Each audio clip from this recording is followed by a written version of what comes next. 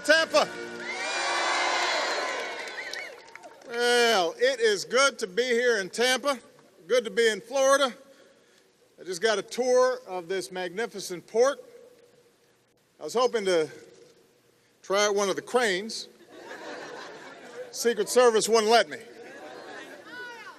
They don't let me have fun. They were more concerned about your safety than mine, though. They didn't want me messing anything up. I want to thank David for that introduction. I want to thank Mayor Buckhorn for welcoming us to Tampa. I want to thank an outstanding member of Congress, Kathy Castor, for joining us here today. Now, if you guys have chairs, feel free to sit down. Some of you do. I don't want you to feel just, it's warm in here. We want you to, I don't want anybody dropping off.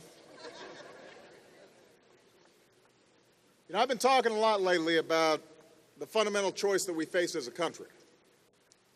We can either settle for a country where a shrinking number of people do really, really well, while a growing number are struggling to get by. Or we can build an economy where everybody gets a fair shot. And everybody's doing their fair share. And everybody's playing by the same set of rules. Now, part of building that economy is making sure that we're not a country that's known just for what we buy and what we consume. After all, our middle class was built by workers who invented products and made products and sold products, the best in the world, all around the world. Our economy was thriving when shipping containers left ports like this packed with goods that were stamped with three proud words: Made in America. And those exports supported a lot of good-paying jobs in America, including right here in Florida. That's the country I want us to be again. And that's why 2 years ago I set the goal of doubling American exports by the end of 2014. Today, with the trade agreements that I've signed into law, we're on track to meet that goal. Soon there are going to be millions of new customers for American goods in South Korea, in Colombia, in Panama. Soon there will be new cars on the streets of Seoul that are imported from Detroit and Toledo and Chicago. And that's progress. And I want to thank two key members of my cabinet who are here today. Labor Secretary Hilda Solis is in the House.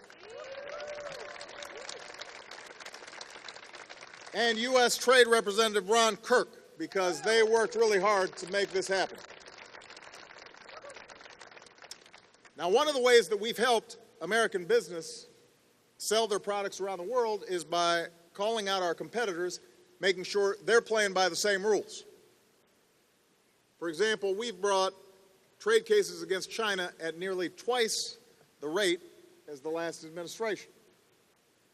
We just brought a new case last month, and we've set up a trade enforcement unit that's designed to investigate any questionable trade practices taking place anywhere in the world. See, we're going to take action whenever other countries are skirting the rules, breaking the rules, and putting our workers and our businesses at an unfair position. And we're also going to make sure that you've got access to more customers. 95% of the world's consumers live outside our borders. We want them buying our products. And I'm willing to go anywhere in the world to open up new markets for American businesses. In fact, that's what I'm going to be doing right after this visit to Tampa. I'm heading to Colombia to take part in the Summit of the Americas, which brings together leaders from the Caribbean and from North, South, and Central America. Everybody here knows how critical this part of the world is to our economy and to creating jobs. A lot of the countries in the region are on the rise. In Latin America alone, over the past decade, tens of millions of people have stepped out of poverty and into the middle class. So they're now in a position to start buying American products.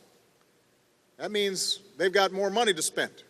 We want them spending money on American-made goods, so that American businesses can put more Americans back to work.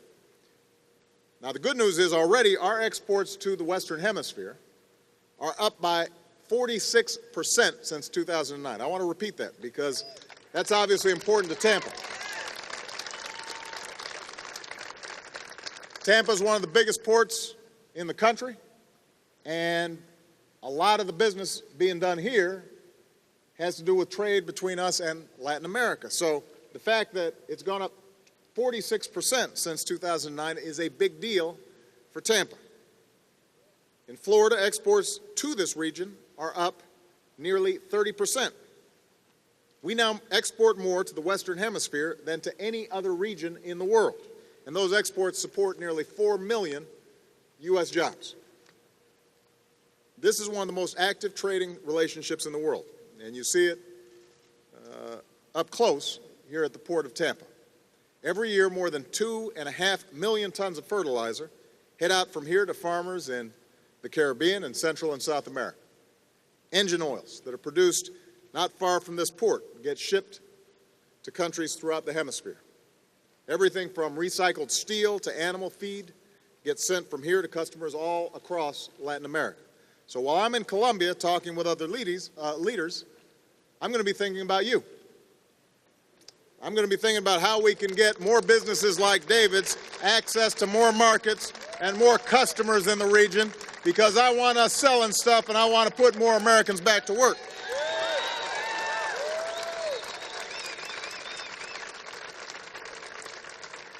One of the new things that we're doing is launching something called the Small Business Network of the Americas. Obviously, a lot of the exports that leave from America to other places are big businesses, and that's great. We want our big corporations successful, selling products all around the world, because we've got a lot of small businesses that are suppliers to those big businesses. But we also want our small and medium-sized businesses to have access to these markets. So this initiative is going to help our small businesses, Latino-owned businesses, women-owned businesses, African-American-owned businesses. We want every business to be able to access these new markets, start exporting to these countries. And so this initiative will make it easier for them to get financing. It will link them up with foreign buyers who are interested in their products. Now, I've always said that the true engine of job creation in this country is the private sector, not Washington. Our job in government is to help businesses grow and to hire, to create platforms for their success. That's one of the reasons I've cut taxes 17 times for small businesses.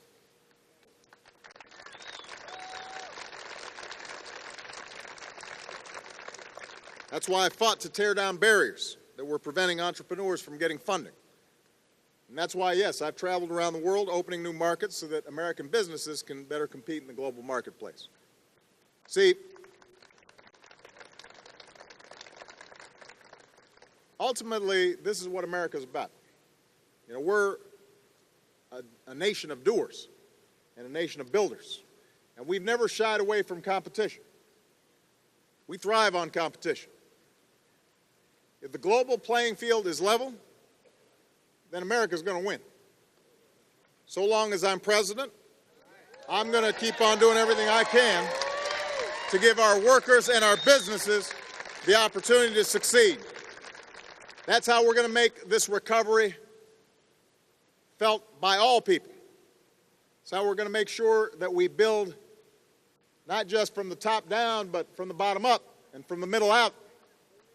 That's how we're going to make sure that everybody has a fair shot. That's how we're going to make sure that anybody who wants a job can find one, and anybody who wants to succeed and live out that American dream has the opportunity to do so.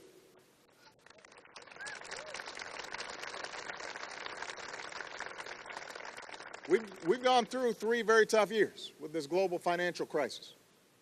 Worst crisis we've seen in a generation. But as I travel around the country and I talk to our workers and I talk to our businesses, you can't help but have confidence. We don't quit. We are resilient. We stay with it. We are the most inventive country in the world. We've got the best entrepreneurs in the world. We've got the best universities in the world. We've got the best research in the world. we've got the best infrastructure in the world, and we're going to keep on at it and make sure that the 21st century is the American century, just like the 20th century. Thank you, everybody. God bless you.